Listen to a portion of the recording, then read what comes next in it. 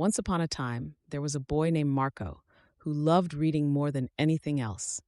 His passion was history books, which transported him to distant eras and fascinating worlds.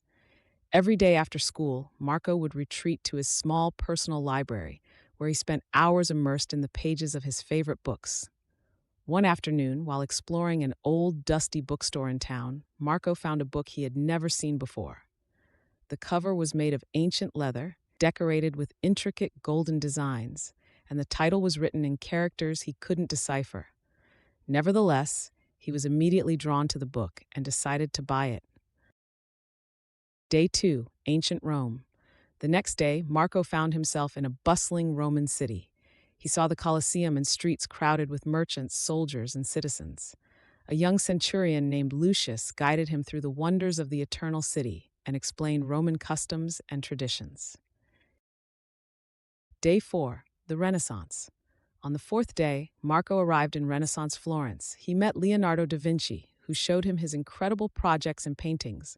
Marco was captivated by the art and ingenuity of that extraordinary era. On the fifth day, Marco found himself on a ship in the middle of the ocean. He was aboard the Santa Maria with Christopher Columbus. Alongside the crew, he experienced the excitement of discovering the New World and understood how important exploration was for the history of humanity. Day 6, the Industrial Revolution. On the sixth day, Marco visited a 19th century city filled with factories and machinery.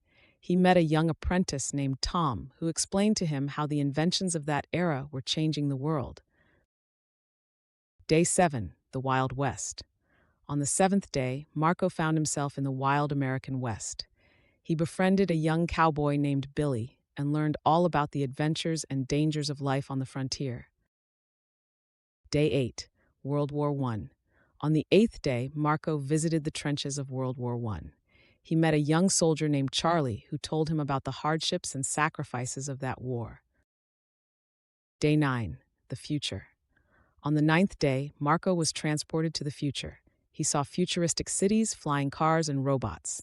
He befriended a boy named Neo, who showed him how people lived and worked in the time to come. Day 10, the return home. On the last day, Marco returned to the present. He closed the magical book, and the golden light faded away. It had been an incredible journey, but he knew he would always carry with him the lessons and friendships forged during his adventures. From that day forward, Marco continued to read passionately, knowing that every book could be a gateway to a new world. And even though the magical book had returned to the library, his time-traveling adventures were forever etched in his memory. That evening, Marco sat at his desk, opened the book, and to his great surprise, a golden light filled the room.